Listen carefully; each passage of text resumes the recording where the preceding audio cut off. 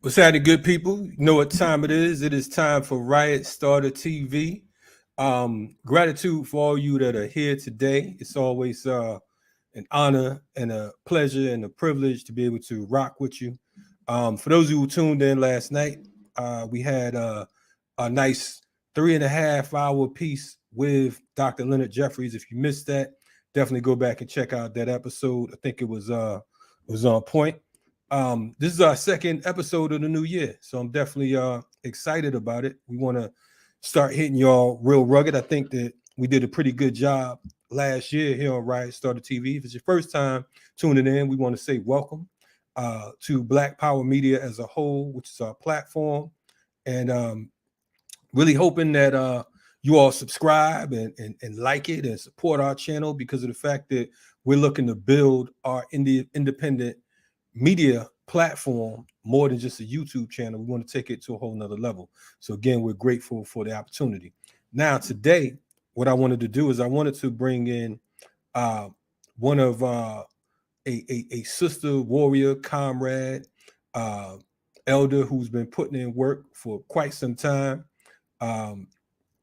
around the whole political prisoner scene. Oftentimes you hear us talk about political prisoners, and one of the things that you need to know, that if you consider yourself in the movement, a part of our people's liberation movement, then the first order operation should be to support political prisoners, because of the fact that these are the freedom fighters who made it possible for us to do what it is we're doing today. So definitely, you know, it's a subject that's dear to our hearts. But the sister here, she's the editor of Assata Speaks, which is a phenomenal piece that came out in 1980 that will be re-released this year.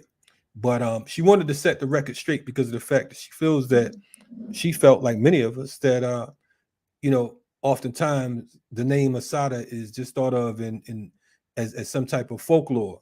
So we want to talk about who Assata Shakur is, her importance and her relevance, and why she's relevant in 2022. For folks that's listening, I want to make sure that you all are out there. So please hit us with a thumbs up. Let me know that you're out there so we can go ahead and bring on our special guests. So without further ado, we want to bring to you Bibi Angola. How you doing? Uhuru, hey brother, how are you? Uhuru, I'm good to go. Now that you're in the building, we ready to roll. You know, how's everything been? Absolutely wonderful. I'm glad to be here. I'm glad to be able to deal with this important topic of political prisoners still in the United States, and understanding that there is a BLA, yes, there is a Black Liberation Army, until every Black man, woman, and child is free. I don't care if you call it from the BLA to the BLM to Nipsey Hussle saying it's a marathon, or however you want to call it. That's right. The Black Liberation Army lives. See, they don't know how G you are. You just came in here quoting Nipsey Hussle. They ain't ready for that. I don't know if they're quite ready. But what I would like to do, start off for folks who are unfamiliar with who you are, your work, and your efforts. Give us a timeline as to how you got involved in our people's liberation movement, and you know, and the importance of our topic today. It's beautiful. You know, I graduated. Well, firstly, I'm from New Jersey, and in New Jersey, in May of 1973, I graduated from undergraduate school, and exactly, almost literally the same time I was about to graduate from undergraduate school, the New Jersey Turnpike incident occurred with Assata and Zaid and Sundiata and all that. And the trajectory of my life actually changed exactly at that moment because I was on my way of becoming a nice little colored girl, nice little Negro Right. from a nice little Jewish town in New Jersey. No doubt. And it was like Columbia University School of Law, School of Journalism, here I come, or Rutgers University Law School. And when that jumped off with on the New Jersey Turnpike, which I'm very familiar, uh, literally some kids in the dormitory said there was a shootout. There was a sister who shot and another brother is run. And we took off, and it was a brother named Shuja, Dr. Shuja, matter of fact, Mwalimu Shuja from Rochester University. I think he's down in, I don't know, Louisiana or somewhere. He was one of the people that came in my dorm and told me, and we got together and found out like what was going on, and that just changed my whole come from, because as a wannabe journalist at one point, I used to tell people I feel Oprah Winfrey took my job. They in '73 they didn't have many Black people on television, and they were grooming me for journalism school, but I got involved in the movement. So I don't profess to be this ultra revolutionary that was doing all of these things. I was just a simple little colored girl, Negro from a little Jewish town that got turned out at that moment. I mean, there had been Dr. King, there had been Malcolm and everything, but that just, I don't know, started me at another level when I started meeting, people like Yuri and D, just a lot of people, Right. Quasi, Balagoon, Nine, everybody. I just immersed myself, and that just changed everything, changed my whole life. But I'm still here. Right on, right on. Nah, definitely rising power to Yuri Kochiyama, who's another name that should definitely be mentioned whenever you talk about our people's liberation struggle. She's a sister who I've had the pleasure of working with on numerous occasions over in the Bay Area before her transition. So definitely, rising power to her and all the other folks that you spoke on. So you said that kind of thrust you, that kind of put you in a position to want to do something. You're coming up out of college. What were like the first steps? Because being in a new era, this particular era here, oftentimes it's you all didn't have the internet. It wasn't let's tweak this out, or let's get on Facebook. It was a whole different program. That's funny you say that, because that's one of the reasons why I am reissuing Assata Speaks on the 42nd anniversary of her liberation to Cuba. That's one of the reasons, because the young folks of today don't know anything. I mean, they're used to like you said, all this ultra electronic organizing, which is Right. cool. Don't get me wrong, but we did it. I mean, we were doing things like, Dragonfire, Right on. National Committee for Defense of Political Prisoners. That's Yuri's, handwriting Right. right there. Right. We got, people's names in here like Daruba back then. Right. This Right. particular issue is 1976. Just a second here. I think I saw Daruba in here last night. I mean, we did everything by hand. Here's D, Right. for Right. example. That's when he's still on ice. Right. Right. And so we did everything with stencil. We had to go down to community press, and it was crazy. You had to literally be naked in order to print something. They wouldn't let you in unless you got naked. It was crazy. Wow. And we wanted to do whatever we had to do, so we printed whatever we had to do. And we were speaking at colleges all over, sending food to people. I mean, these are the kind of things that were being printed at that time. And there was no that's no Jonathan Jackson right there. Right. There was Right. there was no there was no other way to do it. So the dedication was real. And so that's one of the reasons why I felt it necessary to leave a type of blueprint or footprint for us. I mean, I'm 70 years old now, and I look and I say, dog, I'm 70. When did this happen? And you look younger than some of the folks I work with, and they're younger than me.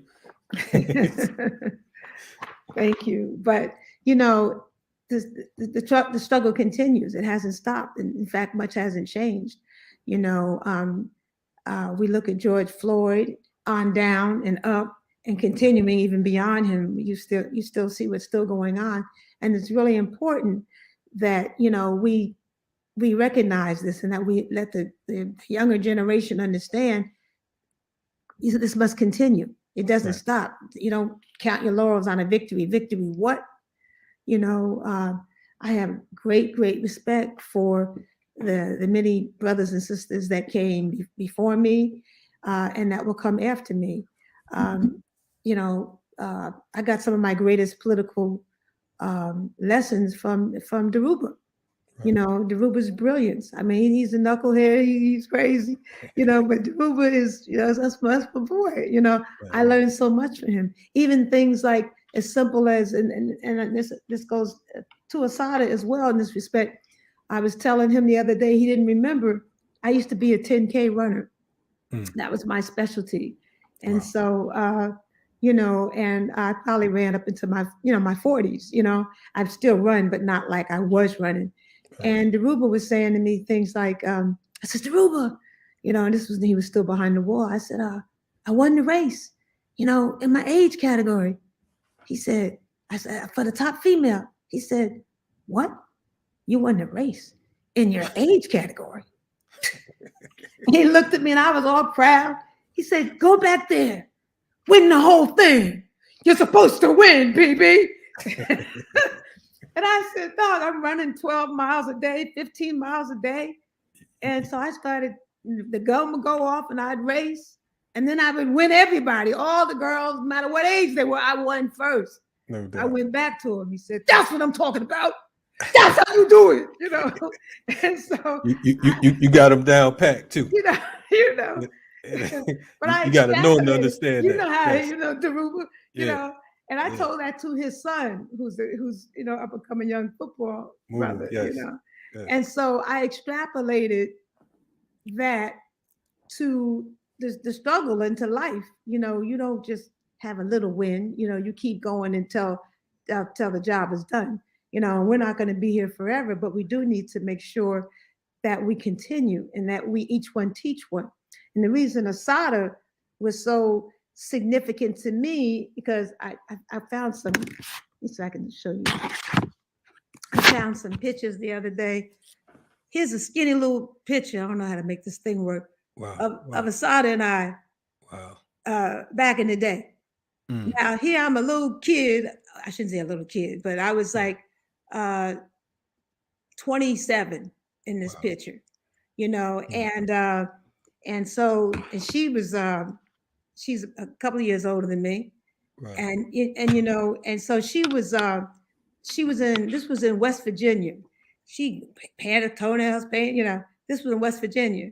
So I went to go see her in New Jersey, where she was housed in New Brunswick. And they said, it was almost like they said, nah, she's not here. Right. And I'm like, what do you mean she's not here? And they said, they transported her last night. And I said, what do you mean? She's in, she's away. And she's in West Virginia, far away, ha. So about maybe up to 20 minutes, I'll say, I started getting together some people and we drove to West Virginia. And so when and got there, and so when she saw me, she almost like fainted, and it was like, oh my God, Bibi, you found me. Oh shit, I can't believe it. And she just cried. And then later I came out, those pictures are from there. Right. And because they were doing so much stuff. So I had like like I said, it wasn't just little blah, blah, blah. It was more like I got to know her as a person. Right. you know, as a sister. And so I was more moved as a young person who had just had a child, you know, from seeing the decency of her as a person that would turn out, I think, 100 revolutionaries an hour much faster than all the rah-rah talk and the this Right. and the this. Right. That's Right. not about that. Right on. So, you know, I found I didn't even know if I could do it on this show or not. But I went back and I found like about 5 volumes of, Wow. of CDs of hers. And I started, That's right. Yeah. yeah, but wait, I'm gonna get these translated, but Right. I have an old machine that Wow. it's not an old machine, it's actually something from Walmart that plays CDs, tapes, and albums for Right. $100. That's pretty Oh cool. wow. Wow. Yeah, I need yeah, one of those. yeah, it's cool. But I didn't know if I almost started to ask later on. I could Hey, almost. hey, Bibi, this your show. You know what I'm saying? So, you know, I'm happy that you're on here and you know, sharing what it is you sharing. So, you know, this us. So don't even trip. You know, Oh, don't that's whatever, cool. however you want to get down. You know, let's you know, the Oh, I like doors the open. sound of that. Yeah, yeah, that sounds I, good. I didn't know if you know, I didn't know if there's an FCC rule you can't play another thing on Nah, another we thing or that no, kind of we stuff. the FCC wouldn't let me on the airwaves. So you should know that. I confuse you a little bit. I'm still me. Yes. Well, know that this is the old copy of Assata Speaks that came out, you know, back in 1980, Wow. and it's being revamped with pictures and letters and updates of other people making commentary. And I took it to the to publishers about to get it published, and they said, "Well, you have to get in touch with Assata for us, so that she can get you can get permission because there's some poems in there that she has to." I said, "Oh, okay, I'll make sure I get right back to you." Right. So I said, "Give me my shit," you know. And so I had used this What publisher. they thought they was gonna have you have her Okay, call? Yeah, like yeah, right, you little said it's young, cool. Yeah. right, She'll be up and the day after tomorrow. Right. yeah, exactly, exactly. So Right. I'm now going to self publish, and I have Black Classic Press will be the distributors. I've Nice. spoken to them, and they said they'll distribute it for me. And Nice. again, I want this done. I think it's a need so that our voice is continues. Her voice continues, not just her, but so many others. You know, there's so many. I mean, Kamal was right here. Right. Siddiqui is right here Right. in Right. Augusta. You Yeah. know, Yeah. with they want to cut off his foot, Yeah. Yeah. for example. And he said, "No, I'm good. I'm good. I'd rather go to the pen. I'm good." Like Right. he's Kunta Kinte or something, you know. Right. Right. Yeah. And Yeah. you Try to have break them. brother, you exactly, you know. And I look at brother Seth, who just passed away, my dear Robert Seth Hayes. Right. So just a beautiful brother. I think about often. I think about so many people, you know, past and present. Noah, just so many people that Quasi, you know, and everybody has a part. BJ, you know, there's we've all played a part. It's like each one teach one. It's not like any one person, like nobody owns the struggle. Like if you weren't around at 3 o'clock at this Right. time and this year, then Right. you want, what's your serial number? What's your Right. cell number? What's your, who are you? Who, you know, it doesn't work like that. Yes. It's not Yes. a chauvinistic, monolithic, only we are the ones. We were anointed and you weren't, you Right. know, Right. type of thing, you know. And so I can't help being born in 1951. That's Right. when I was born, you know. And so coming from a small little funny place called Metuchen, New Mm. Jersey, you Right. know, Jewish town, you know, I wasn't in the movement earlier, and it turned, but here I am now, still to this day. It's like the time stood still. This is a picture on my bedroom nightstand. Mm. That's what I see every single day, Wow. you Wow. know. And this is a little tiny little, you know, it fits in your hand, Right. you Right. know. And this is how much this has stayed on my mind, you know. It's symbolic of all the brothers and sisters she represents. It's not like, you know, it's like if you say something about Harriet Tubman, it doesn't negate Frederick Douglass. That's right. That's right. If you say something about Fannie Lou Hamer, it doesn't negate Medgar Evers. Right. You know, and so if anything, it's almost like the United States has a flag. And so that flag represents the 13 original colonies and the 50 states. Right. And so, you know, as a result, every time they say the flag, you see the flag, you don't repeat every one of those states in order to say that's United States. That's right. You know, so Assata, to me, has always represented the struggle, period, has always represented freedom. How do we get there? What do we do? Each one teach one, keep it up, whether it's George Jackson, whether it was Angela back when I don't know who it is, and people can say they're reactionary, oh, John Lewis.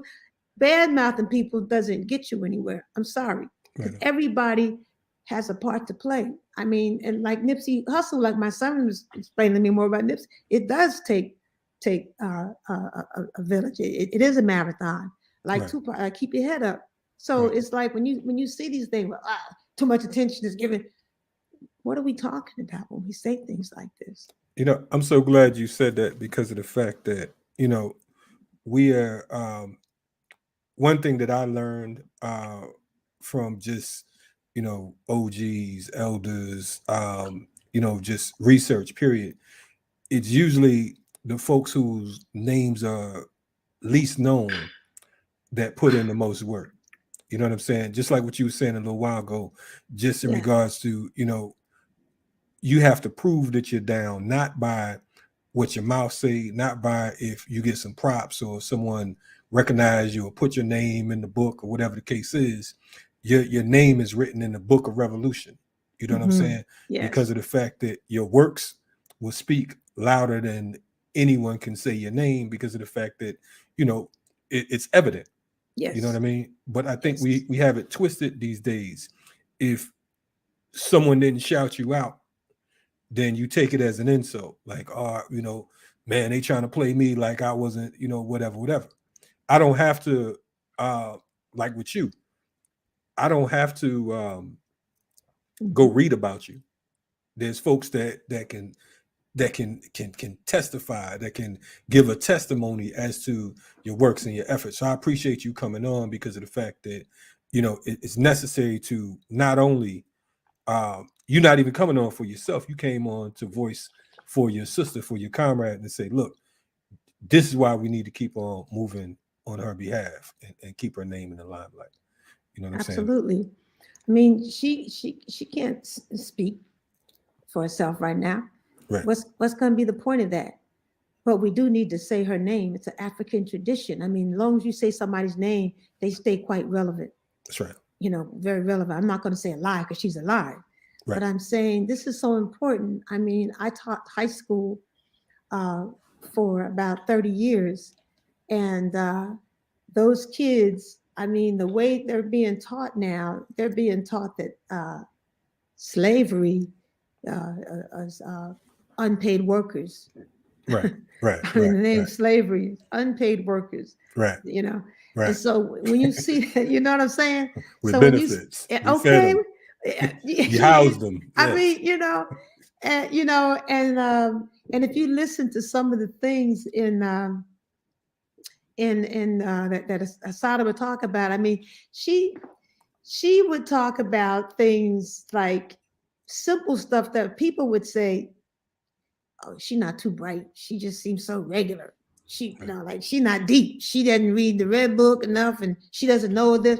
I mean, and it's not just that. I found a picture of my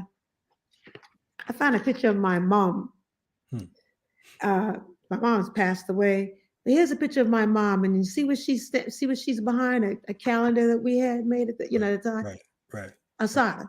Yes. Now this is a little old lady, little church going Baptist sister, Rosalie Watts, you know, and I can't tell you what she felt like getting letters from Sundiata Acoli saying, thank you for the potato salad and the collard greens and the sweet potato pie and the Japanese fruit cake, Mrs. Watson. I missed everything. And the sweet know, potato pie, and right?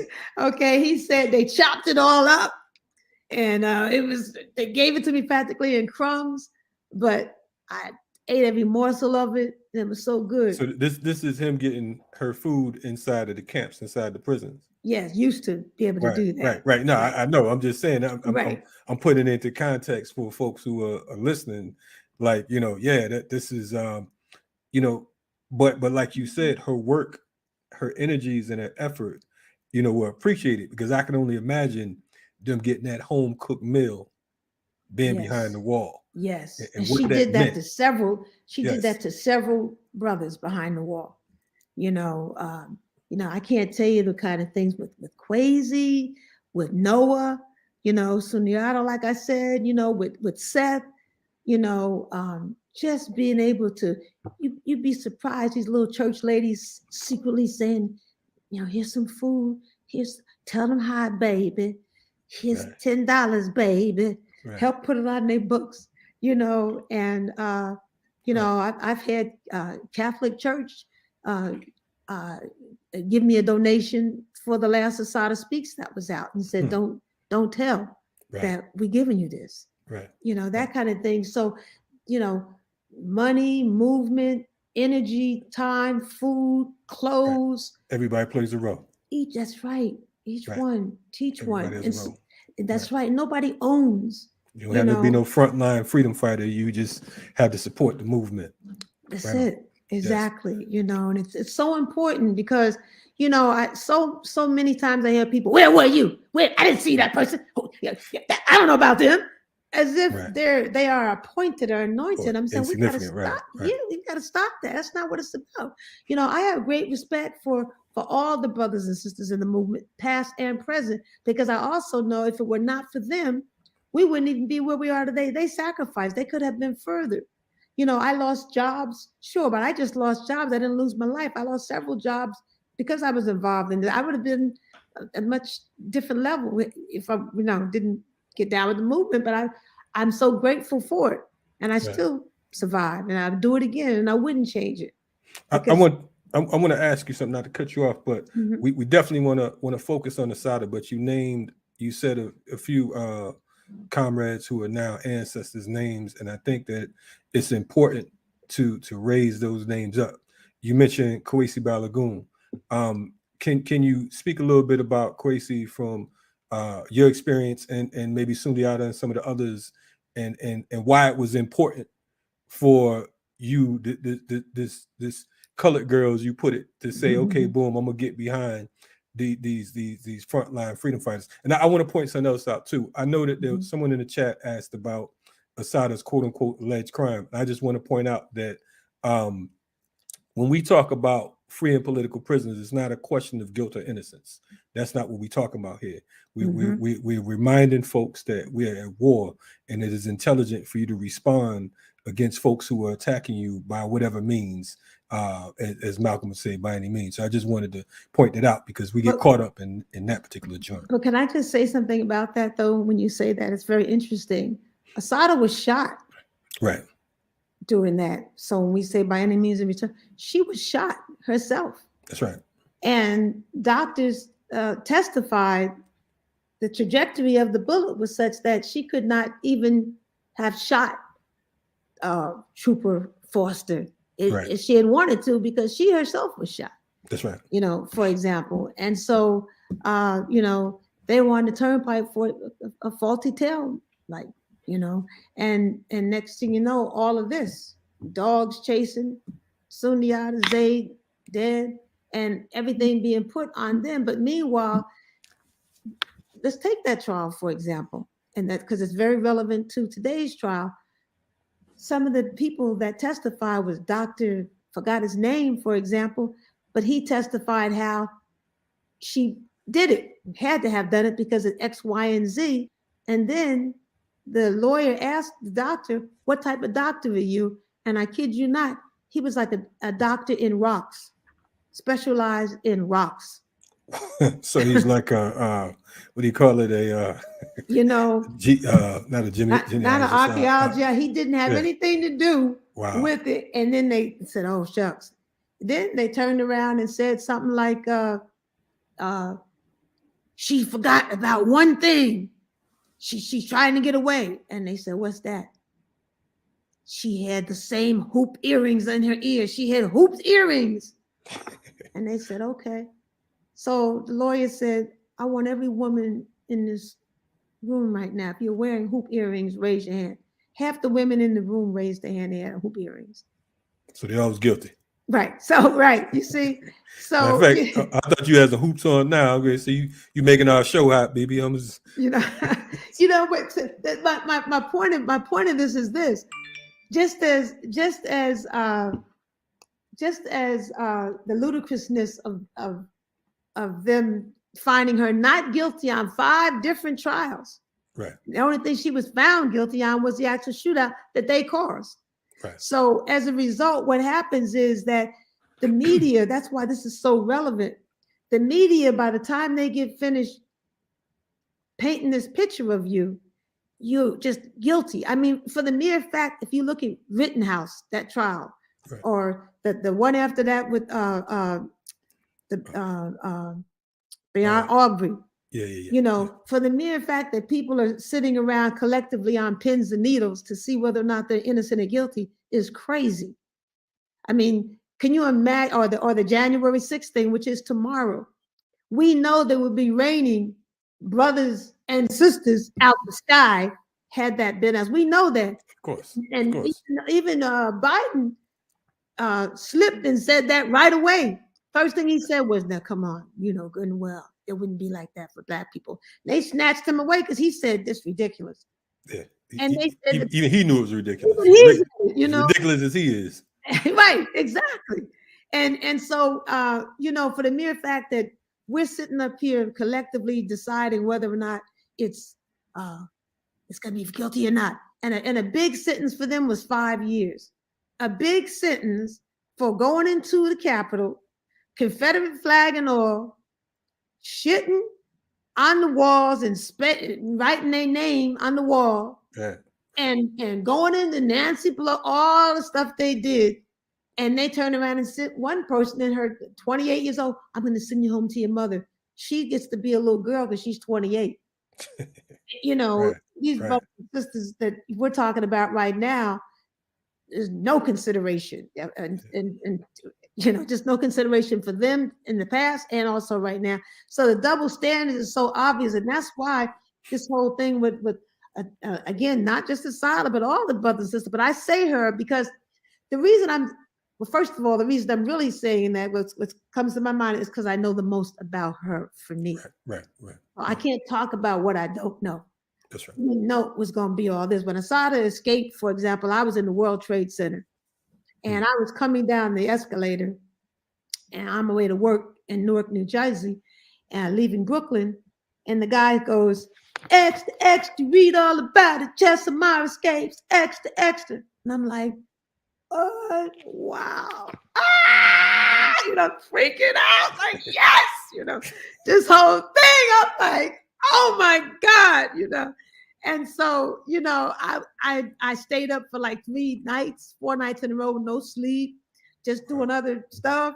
And I started writing Assata Speaks at that moment. I got my job, I got fired. They said, you must have did it. I said, what are you talking about? I don't know. This blew my mind. That's why I can say this on the air, And so, it was a very happy moment for all of us, all across America and internationally as well, because regardless of the isms and schisms and the who and who not, that didn't, whatever, it's a victory for us. It's a victory. It's a collective victory. And so for us to, see a situation like that and then to act as if I've had brothers say to me, don't say nothing. Oh, well, that was the past. It's the way it is. Like, wow. right. To act like we can't even talk about what's happened to us. We can't even, we're just that scared. I mean, I'm going to tell you something that happened in October with a sister and I, right here where I live. We were in and I'm going to show you the connection. we were in what do you call this thing? Asian Thai restaurant, and we were about to eat. And just as we were about to eat, the sister said, "Bibi, look at that brother." And we looked up and we said, oh, we jumped up and ran outside. This is a few months ago, October. We ran outside. They had guns, rifles at his head, wow. And he was shaking. And this was right when the Derek Chauvin, George Floyd verdict had just happened. And there was a brother, he had like Bob Marley type dreads, very dark skinned brother, and hair which way, and a young brother in his 20s, you could tell he was like this. And so we went up to, we said, we said, what's going on here? And, the cops looked at us and we said, no, not on our watch. No, not today. There's not going to be a George Floyd here today. And we challenged the cops, the pigs. We challenged them and they were like, what are you talking? I said, no, it's not happening. What did he do? Yeah. And by the time we finished, the brother had taken off his shirt. I don't have anything. He had sent his little niece, you go home, because he didn't want her to witness him being shot. And it was deep. And then the cops ended up saying, the woman cop said, we heard there was an active shooter. I said, active shooter? There was an active shooter, and we came. I said, oh, so that's the code word now for how things are done, an active shooter. Right, where did you get that from? And what had happened was the brother was trying to go in the restaurant and there was a big dog. And so the brother said, excuse me, miss, can you, put your dog back there? I'm not too into dogs like this. And she jumped up in his face. And then she was white. Her boyfriend was white, of course. And then he calls the cops. And also we found out later that the owners of the restaurant called the cop. Said there was a black man, active shooter, who having an argument. And they said, so I called the chief of police, I called attorneys, I called, and I wanted copies of the video. And the sister I was with, and it was a sister I was with named Aniva. She started videotaping things as well. And I talked to the chief of police and they said, so next thing I know, the police said, we don't see anything happening here. We might as well just leave. They gave him back his driver's license and they let him go and off they went. Wow. This is, I told the cop, I said, take off your badge. He said, what? I said, take off your badge. I said, if you don't know what's happening right now, you need to take off your badge. And they looked at us like, these ain't no regular niggas. These ain't no regular black women. We used to keep them in line. They not regular. And in that moment, I really felt like y'all gonna have to just shoot me, because I'm not gonna you cannot do this in my face. You're not gonna do this to this young brother. This is not, you ain't gonna do this. And I know anybody listening might say, oh my gosh, she's crazy. No, I wasn't. I saw what it felt like to say, there is a time when enough is enough. This is not right. And so that, I guess I didn't look at it as courage. That's what people called it. To me, it was in the moment. But, after being around, beautiful people like Assata, like D, like Seth, like everybody, like Blood, even though I like, oh, Bibi Angola, I ain't got no problem. No, Thomas McCleary, he was cool, because I know he's down with it, people that are down, I have to respect. Right. Regardless of how they think, I have to respect them, and I look and I say, they don't realize that Assata, all of them, Noah, Kwesi with his poetry, those things morph to other people and they get into you and it takes on a different persona for who you are. I can't tell somebody else what they do in a situation, but I know what I had to do in that situation. And that sister I was with had to do this. We just didn't have any fear. And they saw we didn't have fear. And they said, let's go. The sad thing about what you're saying on so many levels, first of all, the fact that being a black man who's had to deal with these pigs on numerous occasions, and how many times they've pointed their weapons at me as a youngster, and then them pulling you over and they automatically reach in. You know what I'm saying? I can only imagine this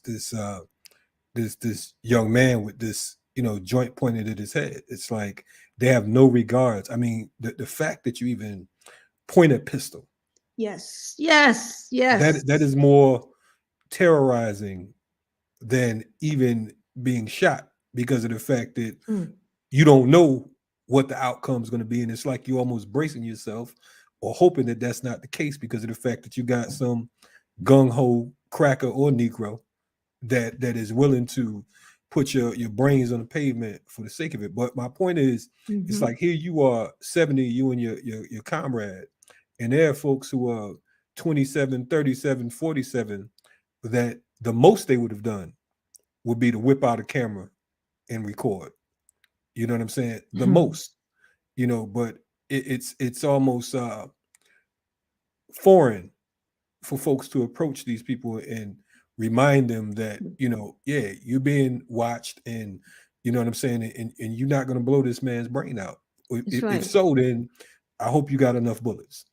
You know what I'm saying? Right. That's and and it's important at some point in your life. I think Dr. King even said that a man or a woman that can't stand, they can't stand up for something, you never really lived. If you can't stand up and be that person, then I'm bastardizing the quote, I know, but I know you know what I'm talking about. Yeah, we do that. Don't worry about it. But it's true, and it was deep. And that same incident, we met and took that brother home, for example, and met his mother, and she thanked us and whatnot. And then the next day, the pigs went over there and took him out to lunch. And after they took him out to lunch, he was all right. And they came back the following day and they brought toys for the grandchildren.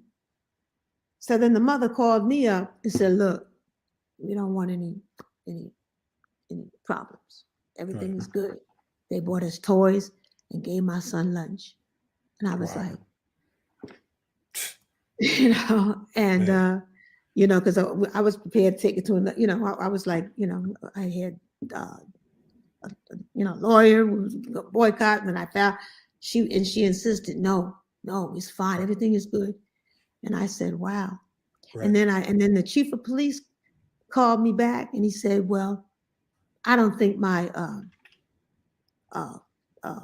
officer did anything wrong. Now he can really stand up and he can flex, because he already bought him off for a lunch, a 2-piece and some toys. Right. And they just looked at me like, you're different.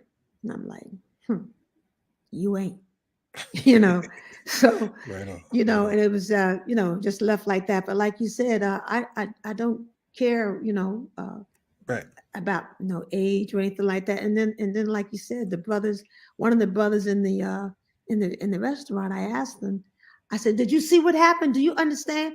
He said, yeah. I was like, wow. Yeah, but he'd have been quick to fight you and anybody else. Exactly. If you got it on, and it's to the family, we understand that fear is it's a monster. You know what I'm saying? But we got to take on what Marcus Garvey said. He said fear is fit for children.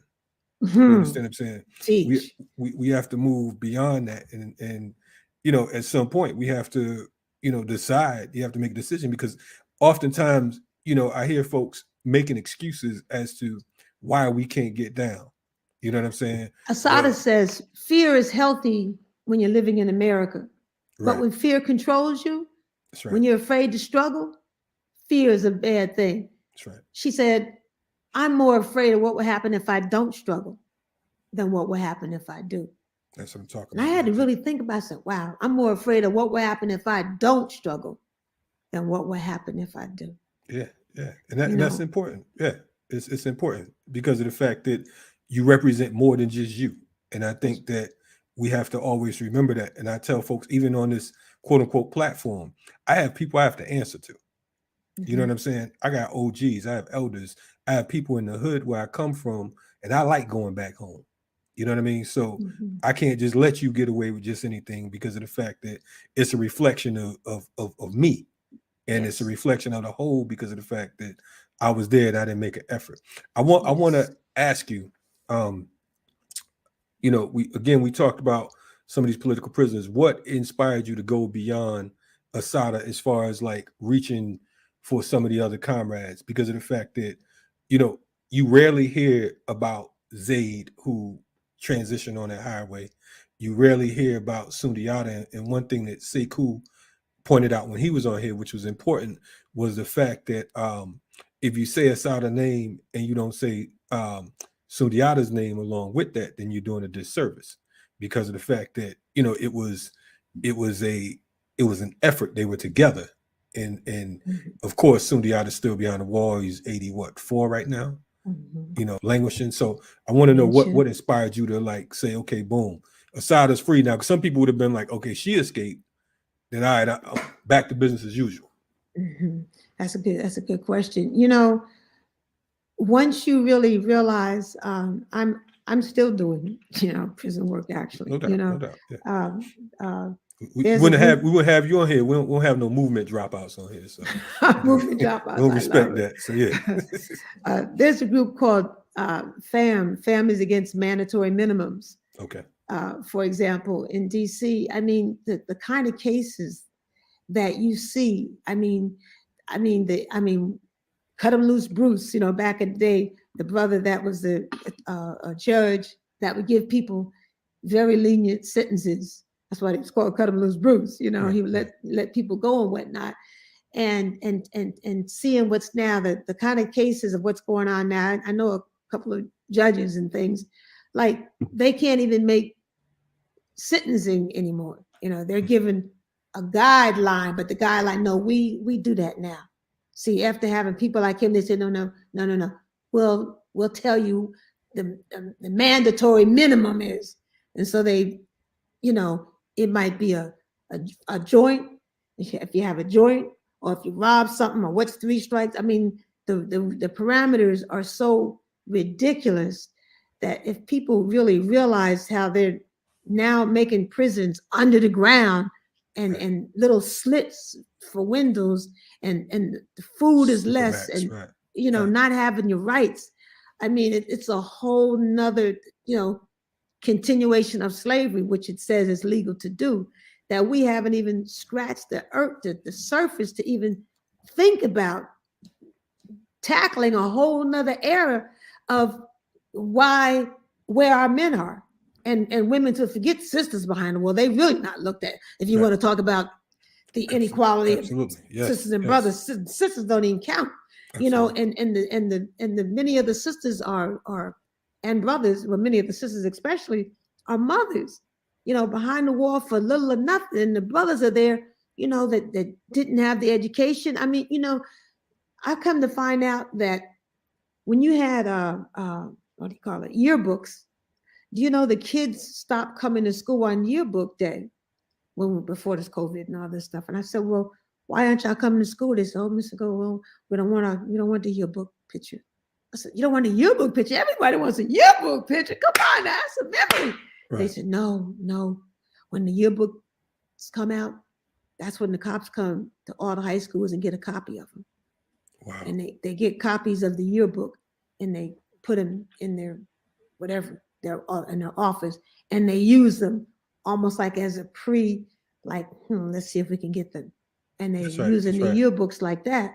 Yeah. And I'm like saying, wow, look at this. So it turns out that when you take a test, they're given the test in like 6th grade, and accordingly how you do on the test will determine where they'll put the next prison. Because they know in this age, if we can catch them, they don't know 6 times 8 is 48, and they can't spell refrigerator, and they don't. If they don't even know the timetables, if they don't know how to add them up to get to the 48 or whatever, we know it won't be a matter of time that they're going to be an economic slave. They're going to be doing something to get money because we've already got them.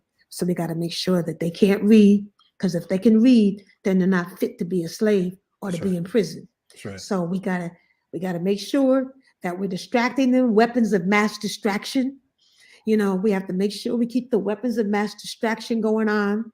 We got to make sure we making the boys think the girls and the girls think the boys. I'm not talking about gay people, because I understand, hey, I'm talking about the confused, and just make sure we let this wear a dress, make him the poster boy for everybody, and do this and do that. And let's make sure that in school they can use headphones. They ain't got to really study. But over in the other communities, it's not going to be like that. And so that way we know where the prisons are going to be. I mean, this industrial society of what's going on with Wells Fargo and so many others, and how they're making so much money, and how they're using our, I found out that I do something with credit repair and things like that. I learn about credit. For example, if you use your credit card in the Black community and poor community, your credit score will go down. Just because of the zip code that came in on that transaction. That meant you was hanging out in this area, so they'll lower your credit score because they don't like where you hung out. So that's, so you can't even recycle a Black dollar without your credit score going down. And so there's so many ways of keeping us down, that is designing us to get us back into prison. The whole prison system is so deep. It's just so deep that when you ask the question of how did you get involved more, it's like, how could I not? It's like this one led to this one. Then I met Kwesi. Then I met this one. Then I started going to Dannemora. Then I had to start going over here, and I started going everywhere. I just said, wow, this is bigger than I thought. This, wow, y'all, it's like the forgotten, like bury them. Don't let America know. Just squash them. And then if you set up a situation so much that you're made to look like you're already guilty. I mean, George Floyd, I heard 2 weeks ago, the Texas governor was petitioned to throw out his case of the drug possession that he had or something. And so he was about to sign it. He said, okay, we're going to posthumously, how we say it, throw out his conviction. And then last minute, and the reason they were throwing it out is because the cop that did the bust on him was known to be crooked and got a lot of people busted, and a lot of cases were thrown out. So they would throw, and that cop was the one that also dealt with George Floyd. Right. And so last minute, I'm gonna say the police association came in and stopped it. And so then the Texas governor said, I won't pardon him. I mean, he was already dead, but even in death, they're gonna still, do it to you. You see, so that's their role and their importance. So which shouldn't exist anymore, because now more and more, now that we're seeing who they really are, this code of blue and code of science, more and more people should start questioning all of them, from starting with the New Jersey State Police, right? Petitioning last minute, not letting Sundiata out. I mean, it's just vindictive. It's not even, I mean, how many years has he been in? What threat is he? I mean, look, it's ridiculous. It's ridiculous. And the other brothers, I'm just saying the ones we're just talking about right this minute, but you can extrapolate on that one and exponentially, multiply it out all across America. That's what's happening. Right. Yeah, it's funny that you're saying that, because of the fact that I mean, it's not funny, but just thinking about their ultimate goal, they need more Noah Washingtons. They need more Kwesi Balagoons. They want you to die behind the wall. Mm-hmm. You know what I'm saying? And that's why I asked, I wanted to like highlight some of these folks because of the fact, the thing is, a lot of people don't know who we are talking about. You understand what I'm saying? A lot of people have no idea when you talk about certain freedom fighters or whatever. They think, they're so used to certain terminology and all that type of stuff that, they miss the point. They miss the boat. You know what I'm saying? They get caught up in the sidetracking of the slave. You know what I mean? Yes. We get caught up in well, you said this and I ain't like when you said this, or you walk like this, or I ain't like how you walk like this. You know what I'm saying? And it throws everything off. And that's where the confusion lies. And what happens is, like they say, the state, like Imam Jamil H. Rap Brown would talk about, they'll take you off the offense and put you on the defense. Yes. You know what I'm saying? You talk about you going to fight and you want justice and you want revolution, and they'll tell you, nah, you don't want that. You just want to, as H. Rap Brown say, you want to marry my daughter. You know what I'm saying? So the thing is, when you talk about, and I implore everybody to go get the book on Kwesi Balagoon as well, because of the fact that a lot of folks are clueless as to who this individual was. You know what I'm saying? Because of the fact that Anna Weems. Yeah. And I think that it would do service and justice, and that's why it's important to have folks like you on, because of the fact that, again, they go by what they consider popular. Popular don't mean that is right. And also on the flip side, being a quote unquote revolutionary don't make you righteous. It might just mean you against the state. It don't mean that you on the right side of history. So I'm hoping that some of our folks jump more into the political education and study side, opposed to we just being judgmental and knowing every damn thing. That's a beautiful point that you're saying right there, and that's one of the things that I want to speak on, and that is that we don't have any discipline, like reading, or I don't care if you watch a video. I mean, freedom ain't free, and things aren't just going to happen. You do have to learn something about your past. If you don't know your past, you will repeat it. These people are trying to make future slaves out of us if we let it. Right. It's not guaranteed that we're just going to win, or one day it's going to be better. It just doesn't happen like that. I mean, I heard, what's that boxer's name? Name a boxer. From this era or? From this era.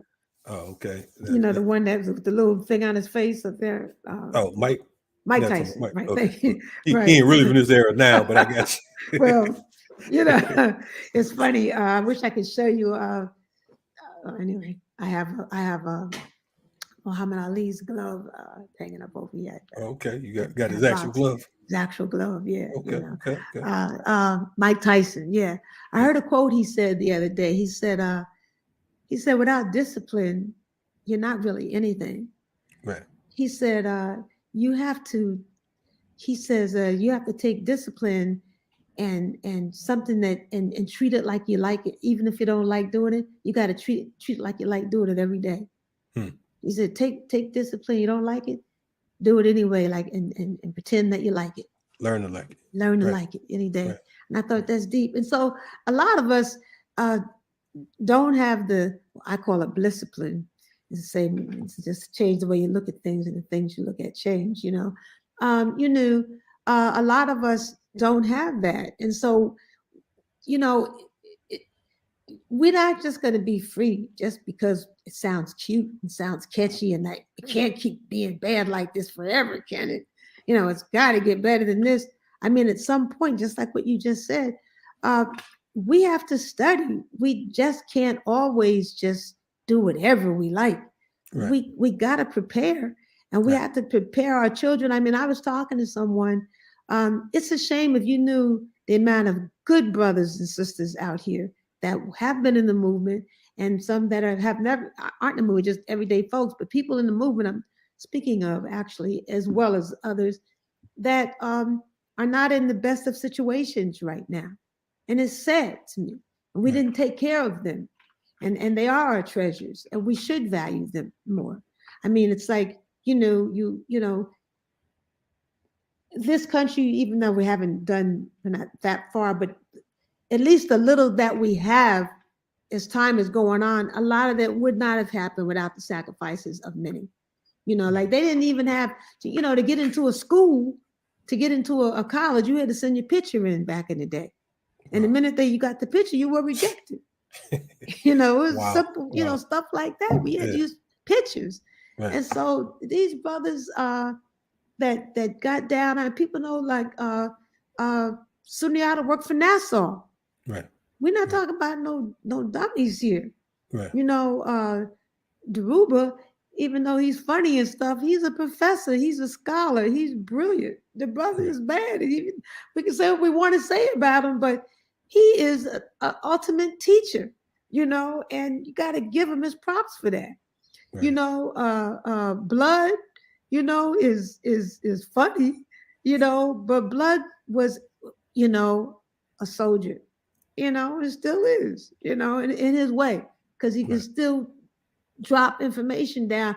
But where the discipline comes in is that I wish that we leave more footprints and don't just curse, drop dimes, and talk shit about the past. Yeah, remember when? I think that this stuff, you know, we gotta leave their footprints. That's where the discipline comes in. Like Kwesi was a brilliant, among other things. He also did poetry. Right. He's brilliant. His words would be in his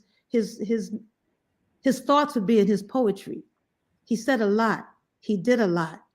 He was wild and crazy and wonderful and brilliant also. I mean, each one of these brothers and sisters that we can talk about, people that started the Jericho movement, look at BJ, look at these people. These brilliant brothers and sisters amongst us. That's right. Amongst us. You know, Assata is one of them. And the reason I stressed Assata, like I said to you, is because I worked with her as a sister at a college and running into. Look how old this stuff is. I mean, the kind of stuff look like the Constitution. You got it all preserved, like, you know, man. Yes, you know, and these people, what they did, consulate. I mean, the kind of stuff that Lou Myers just died, that brother in the background there. I didn't know that. He's one of the lawyers. I did not know that. And the things that they have done, and if you look up close and personal and see what, it's the same thing being repeated. I mean, it's the same thing being repeated. So it's so important for us to, this might sound funny, but not funny, but how about starting with your own kids? Mm-hmm. You know, we say all this stuff, but what about reading to your children? What about watching a movie with them? How about letting them ask you some questions and being honest with it? I mean, we got to start there. I mean, what do we have if our kids don't even see us? You know, what do we, you know, you got a penis? So now you a man because you got a penis? Is that it? I mean, like, is that how we're going to win? We have to pass this information on. Like I said, I'm 70. I've been doing this stuff for a long time. It never stopped. The kids would come in my classroom and want to stay back just to be in the class again. Although I was an English teacher, you know, by profession, you know, they want to just be in the class. You know, and so they changed the curriculum now. Why? Because they knew that teachers like myself in the classroom got a chance to teach the kids not just the noun, pronoun, and verb, and adjective, and adverb, and preposition, conjunction, and interjection, but to also teach them how to use those and what they meant in other kind of ways. In other ways, and what it all really meant, so that when they got to see something, they could analyze it on a deeper level. Right. Teach them analytical skills. So there's no way in the world that you can have schools out here, jobs out here, prisons out here, people out here, grocery store. I mean, take the time to, you know, like, speak to people and just drop a little dime. Everything ain't got to be power to the people. You're not gonna get them like that. You know, hey, who? I'm not always gonna dress like this. I've had people tell me, I don't like the car you drive. I've had people tell me, I don't like the art you buy. I've had people tell me, I don't like you having pictures in your house or whatever. So I guess I was supposed to be, have roaches through my house, be on Section 8, and not on Section 8, but I mean, like not the struggle wasn't to You don't have to be struggle to broke. be in, Yeah. And we got to go beyond the struggle, and we got to join the movement. You know what I'm saying? I think that's Wherever the thing. you are, there's the Yeah, movement. Wherever you are, whatever area you're in, you're doing it. You're doing a beautiful job. You even got the title, Riot Started TV. I love it. Hey, man, You interviewed right on. Dr. Leonard Jeffries last night. I mean, his brother's dropping dimes. He's been around a long time. He's brilliant. Yes, And this is the kind of thing we have to, take the time. Netflix is cool, but we gotta do some homework. This gotta have some discipline. Like Malcolm, probably one of the most disciplined people that walked the face of this earth. He was serious, big and serious, as they say in Jamaica, big and serious. Right We have to do that. I'm not saying you can't do this or whatever you're doing, but you got to have some discipline with what you're doing, else you're going to get nowhere. It's just the truth of the matter. If you don't take care of yourself, you're going to get run down. Before the show started, I took a walk. I walked for an hour before the show. I got to keep circulation going. He's like, you said I got to walk and get my mind right before I go deal with this crazy man over here. Like I met him through the Ruba, so I know. But the Ruba can always be my boy, no matter what. No doubt. Shout out to D if you're watching. He gonna talk trash about both of us. It wouldn't be the Ruba if he didn't. Yes. I wanna ask you too. And definitely we can hop into that while you're talking. Mm-hmm. Okay, cool. I want to ask about some of these lawyers as well. I see you had was that Bibi Angola over there? No. Okay, I'm off. I saw the artwork and I thought I knew something, but maybe you did, maybe I'm wrong. Go ahead. Yeah. So definitely want to speak on some of these attorneys because of the fact that I think that oftentimes when we think about lawyers, a lot of folks, they know, again, some of the more popular ones. They know Cochran. They know what's the bagel head dude out here now that lose all his cases, but it's everywhere. What's his name? Not Ben Jealous. Crump. Right. I've been calling him Crump the Chump so long I forget his name. But so we hear about these folks, but we don't hear about a lot of these folks that actually we're involved in movement. Can you speak to some of these attorneys that you work with? Oh, these attorneys and the ones that are still active. I mean, we're talking about using all of their resources like Liz Fink, Bob Boyle, Bob Bloom, Bill Kunstler, Stu Ball. It was amazing to see how these attorneys, white and black, stood up for these brothers and sisters behind the wall, risked their license, suspended sometimes. I mean, I saw. I remember one time Assata came to court, and when she came to court, she turned around and looked at me, and I'm like, hey, how you doing? I went like this. I said, hey, and then she turned back around, and they didn't like it. So I just sat there and said, okay. She, I saw the peripheral, she go like that. Next thing I know, they came and grabbed me, took me out to court. And I said, what's this for? And they said, oh, you were passing out leaflets. So, what are you talking about? Oh, you can't come into court anymore. My lawyer, I'm telling you, my lawyer came and in fact, it was Bill Kunstler at the time, came and represented me. And they kicked me out. And he said, you can't do that. She has a right to, be here and blah, blah, blah. And then the next thing I know, a statement was put out saying, if you go to law school, don't worry about it. We'll make sure that you don't pass the ethics test, so you will not be able to be a lawyer. So that's one of the reasons I knew I couldn't be a lawyer. So this is the FBI. You said? Yes. In fact, I started to play the. I have the FBI. One of the tapes. They did a grand jury. Again, another lawyer. What's his name? I forget the name off the top of my head. They one time I was coming out of, at the time I was in an apartment, and I came out of an apartment to go to my car, and I was in my 20s then, and this whole case was going on, and 4 tires, all the maybe about 4 or 5 or 6 cars, all had their tires slashed. Mine was one of them, and I'm like, oh man, what's this? And then right at that moment, almost on cue, a brother came up and said, "Oh, what's wrong?" I said, "Oh, my tires are slashed. Like everybody's, must have been some vandalism. Let me help you get the tire fixed." I said, "Oh, thank you." He had a pickup truck, took my car. Turned out that he was a informant trying to get information. Wow. I said, "Wow, exactly."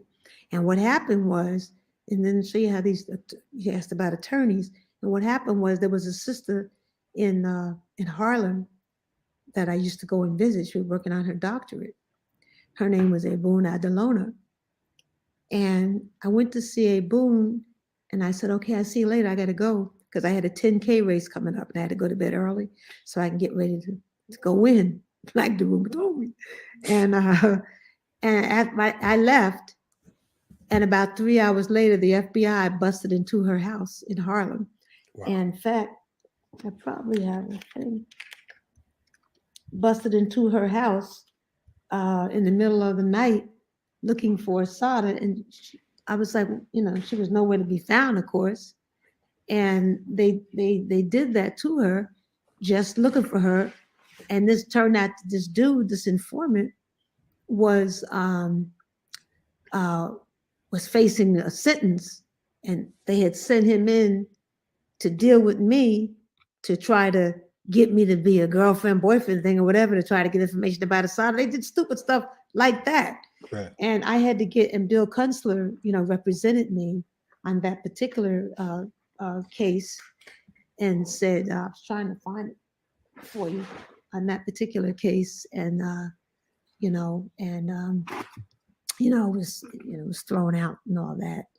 But, these lawyers like Liz Fink, they were down with the struggle as much as anybody else. Yes. They were, giving their money, their resources, their time, their overtime. You couldn't even clock them the money that they put in, that what they should have been paid in terms of what they did. Shout out to Chokeway as well. I see somebody mentioned him in the chat. Yes. Whatever. You know what I'm saying? Definitely was a hardcore fighter. We definitely appreciate his works and energy. In fact, he's who I called for the whole thing that happened on that a restaurant recently, but it was called off. I was just getting in touch with him. I'm sorry. Okay. Where? Young Chokeway. Right on. Mm-hmm. Okay. So we have a few different things we can touch on. I'm just my wheels are spinning right now because there's so many different avenues to go down. Can I read a poem? Please do. So y'all don't get this nowhere else but Riot Started TV. You don't have Bibi Angola reading a poem in the middle of some revolutionary talk. You know what I'm saying? We've had Abiel Doon on here. Shout out to Abiel Doon. We've had Felipe Luciano and several others that was doing what they were doing. But definitely. This is a poem that my son's name is Rema, R-E-M-A. And Rema means revolt, okay? His middle name is Andaliwa, which means alert. And I named him Andaliwa because that was also the name of Sundiata Akoli's prison mate that had attempted to escape from prison that was killed. And Olubala is BLA tribe name, and then Angola. I got the name Angola from, okay, here it is. I got the name Angola from a brother that he said at the time that Angola was a country rich in natural resources and whatnot. So I took on that name. He took on that, gave him the full name, Rima Andaliwa Olubala Angola. So my when I was working on Assata's case, I at one point became pregnant from another brother named Sunyata. You know, it's a different Sunyata.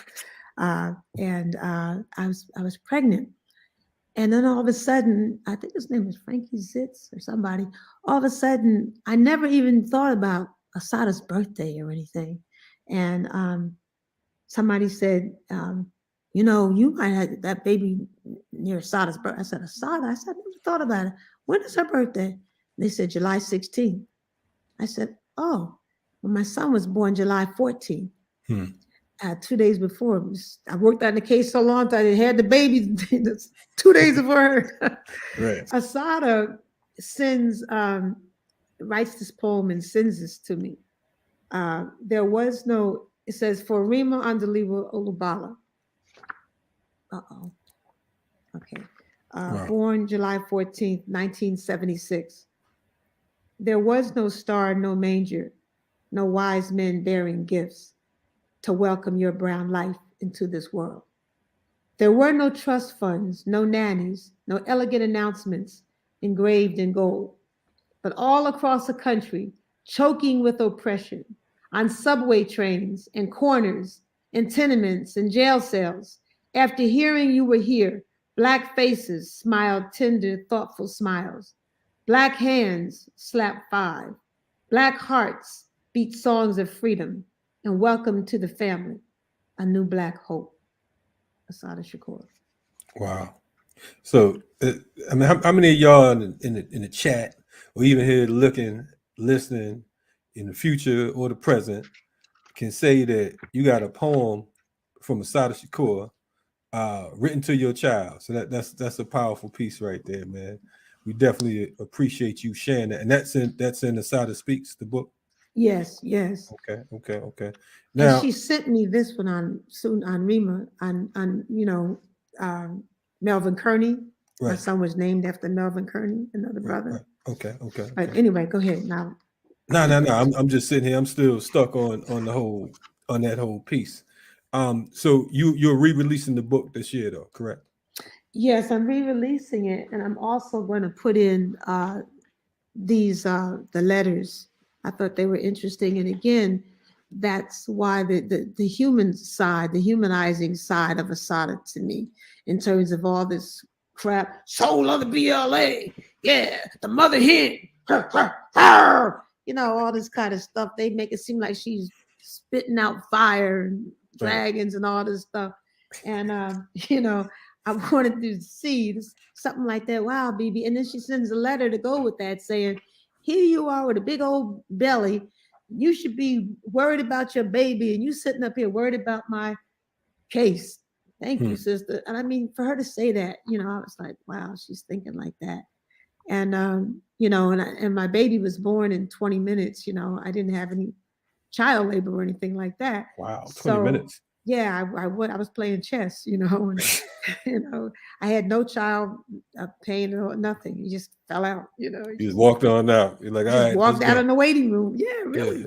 Yeah. And we got things to do. Yeah, and he came out, and I went and took a shower, and they were trying to find me, and they're like, "You're not supposed to be in the shower." I'm like, "Well, I got stuff on me. They're not supposed to do that." And I didn't know any better. I'm 24, 25, you know. Right, so I get out and I write Assata, it's a boy, because we didn't know if it was a boy or a girl at that time. It's a boy, you know. I send a letter off to her, and she sends me a letter back, and I didn't take it out because I thought it would have been kind of like whatever. I might put it in the book, but it's really touching, is, you know, to see her, you know, her you know, her handwriting, and sending back a letter and knitting me a little red, black, and green hat and the whole bit for him, and with this poem. And then she sends me a poem on Melvin Kearney. I didn't know him. I know about Melvin Kearney, but she sent Rima Olubala Youngblood, and she says in the letter to me, she says, Bibi, I'm sending you a letter. I'm sending you the poem on Rima, Melvin Kearney. In case you don't have it, I want you to have this too. So she sent me that one too. And may I just read what she says about him? Hey, we co-hosting today. I'm riding shotgun. This riot started with Bibi today. That's how it What y'all goes. know about that? Yeah, let's get it in. She says this. This is for Rima Olubala Youngblood. They think they killed you, but I saw you yesterday, standing with your hands in your pockets, waiting for the real deal to go down. I saw you smiling your fuck it smile, blood in your eyes, your heart pumping freedom, young blood.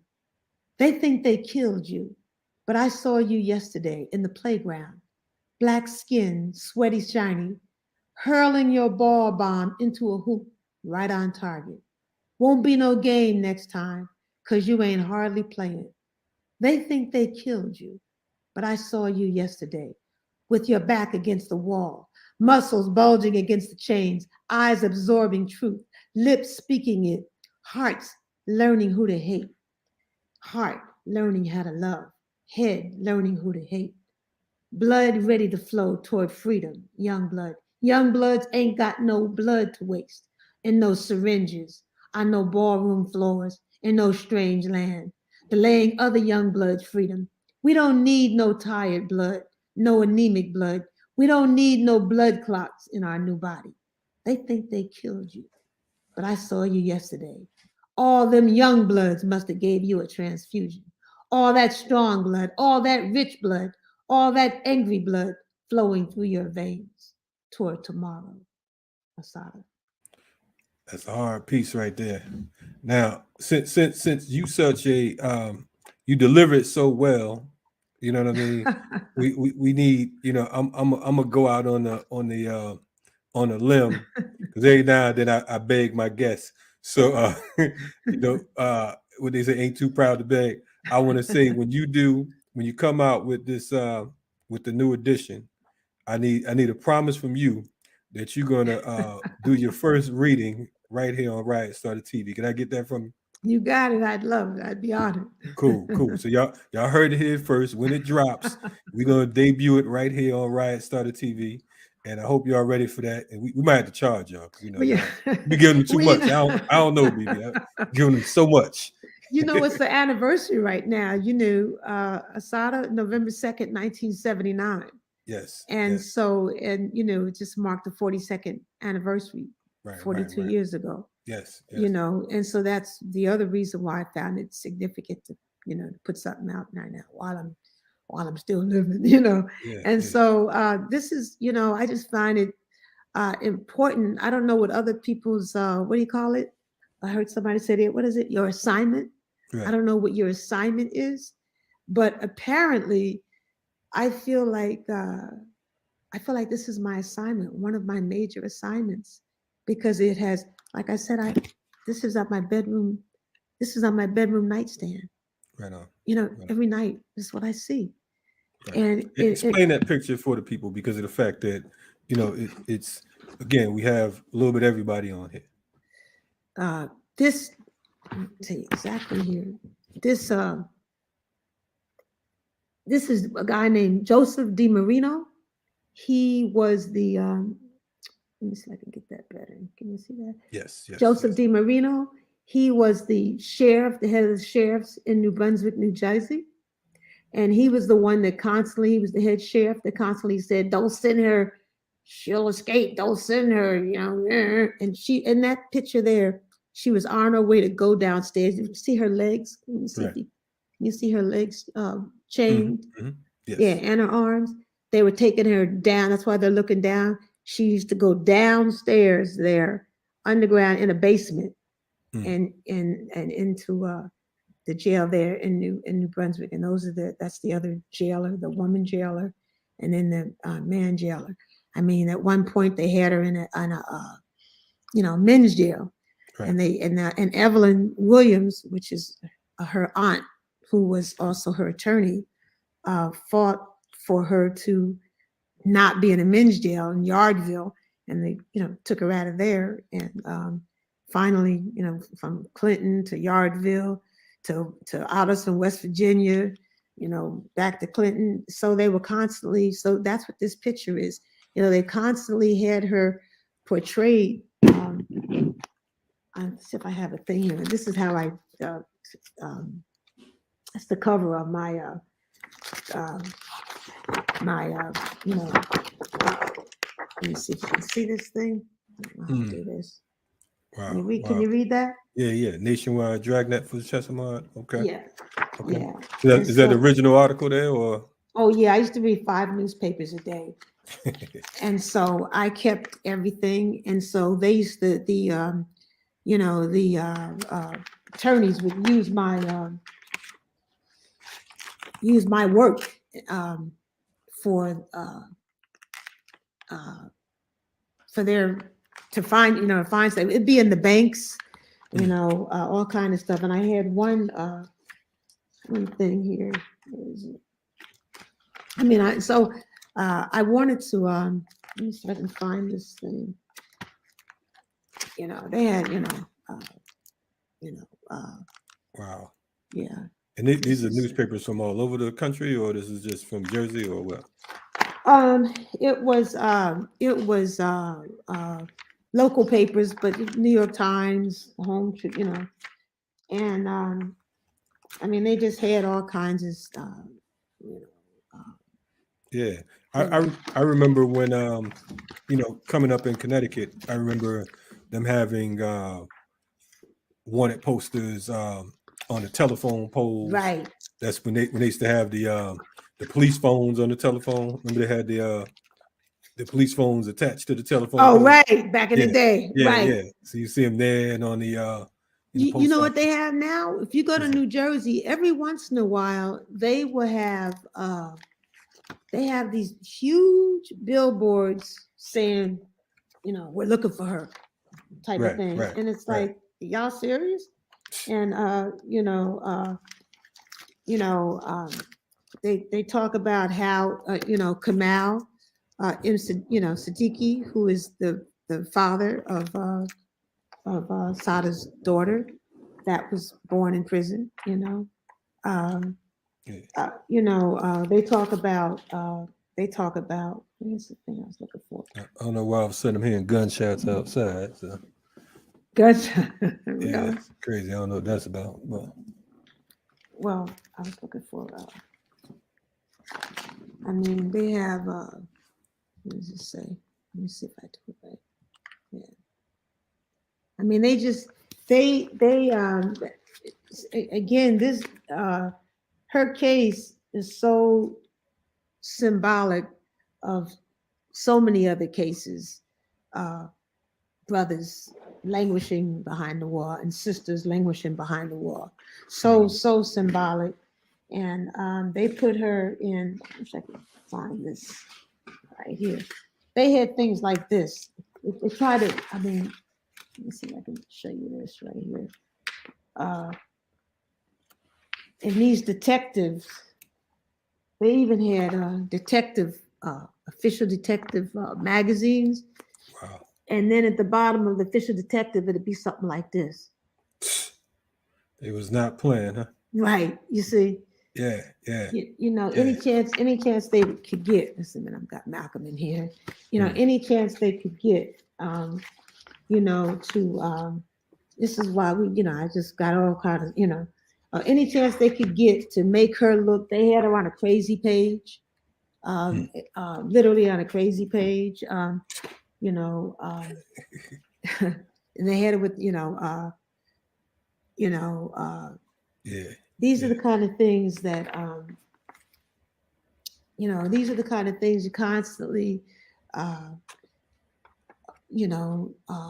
this trial represents so many things that was happening and currently happened.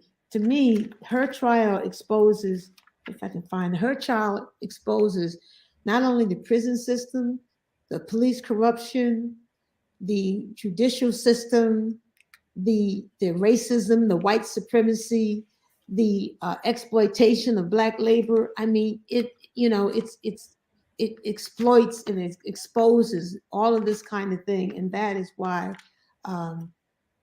symbolically her case, because when I say her name, trust me, they're saying her name every day. Those New Jersey state troopers who dress in Gestapo clothes from Germany, their outfits are made after the Germans. Right. That, you know, there's yes, you know that, yeah, they're saying her name and many other names too, and and people say, well, Bibi, oh, you know, you're retired now, you should be, you know, these your golden years, you should be cool. And I'm like saying, until every Black man, woman, and child is free, we have to continue saying what we're saying and doing what we're doing. Hey, We listen, have to.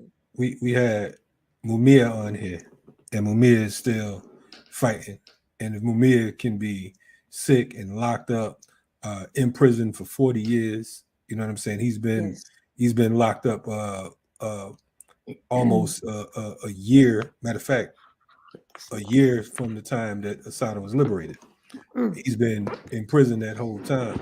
So if he can continue to fight, if he can continue to lend his voice, then there's no excuse as to, you know, folks running around talking about, you know, stop, and, you know, and maybe we should try this and we can vote our way out, and maybe, you know, somebody might get a pardon and all that other malarkey. The reality is, it's like, you know, like I said earlier, man, you know, the war is still on. You know, it's not, that's why I said about the whole not respecting movement dropouts. You get all these folks that run around talking about what they used to do. And listen, Bungie Carter said, if you can't do nothing but spit, then motherfucker spit. You know what I'm saying? So that's how I see it. What can the folks won't you leave us with some words or whatever for the generations to come, if you were to give any advice or words of I'm not even saying encouragement, I'm talking about working orders, because of the fact that I think that we do a little too much patting on the back and rubbing heads. We gotta, you know, what do we need to do right now? You know what I'm saying? Yes. You know, we need to actually take time to study a little bit. We need to study. We need to listen to the elders and see what they got to say. And if they ain't saying shit, then ignore it. Go on. You know, this fool, this young and old. You can be old, doesn't make you right. We know that. Man, but listen, you know what I'm saying? You know, but we need to don't just rest on the laurels of what we did. You know, but it's true. You know, nothing has stopped. So whether you're in a restaurant and you see some injustice, or you're in school, wherever you're at, you know, you need to speak up and speak out and organize. You know, you don't just, I mean, I'm putting out this book, for example. Why? Because I'm feeling like I can, and I really know things that I think it might encourage other young, regular, ordinary college kids, not college kids, regular teenagers, regular kids, young adults, to like, oh, she's just regular. I'm nothing special. You know, you're nothing special, but look what you're doing. You know, each one teach one. That's what we had to do. That's what it's about. You got to pass it down. As Assata would say, carry it on. Right on. That poem of hers, carry it on. Yes, you know, yes. freedom. It's just that's the message. I think I would say you have to carry it on. It's true. No doubt. And the Ruba's passing it on. Okay, so yeah. Well, listen, we're gonna definitely have you back on here. You know what I mean? Because the folks need to hear from you. I appreciate you, you know, coming through and hanging out. You know, and can I let you know when the book is coming out? Once it's out, can I let you know so that you can announce it? Bibi, I don't even know why you act like we ain't gonna be in touch. So I don't even understand why you saying it like you like you live overseas in Japan somewhere. Yeah, we gonna keep on pumping it. In fact, we're probably gonna need to put some type of video promo and stuff like that together as well. You know, definitely, and have you on some of these other you know pieces on Black Power Media. So absolutely. And like I said, I wasn't joking when I said we need you to come through and do your reading here. So I'd love to. Yeah. And for the folks in the chat, the name of the book, can you give them the full title, because someone's asking now? Yeah. Assata Speaks and the People Speak on Assata. Right on. Assata Speaks and the People Speaks on Assata. Hey, we love you, we appreciate you, and you know, let's keep banging. We know you're gonna be around at least another 100 years, because the job ain't done yet. So, you know, that's right. We here. All right, right on. We appreciate you. Yes, thank you, and love to blood. I hope he feels better. I heard he was a little sick. No I hope doubt. he feels better. Yes. And love to everybody else out there. No doubt. No doubt. You've been checking out Bibi Angola, one of our freedom fighters and comrades who, gave us a very sharp lesson on not just Assata, but some of the other brothers and sisters who are being held captive and some who are now ancestors. We appreciate this work, and we appreciate you all continuing to support our platform. If you want more of this type of energy, more of this type of these type of interviews and works, make sure that you put it out there for us, man, because of the fact that sometimes we feel like no one cares, you know what I'm saying, and there's enough stuff on the internet, but we try to come with alternatives. We don't want to bring you the same old. We don't want to just keep driving down the quote unquote popular kids down your eardrums, so please, if you could, make sure you share this this interview here and also the one last night that we did with Dr. Leonard Jeffries. We appreciate y'all. Stay on the right side of history. Ready for revolution. Riot Starter TV. We out.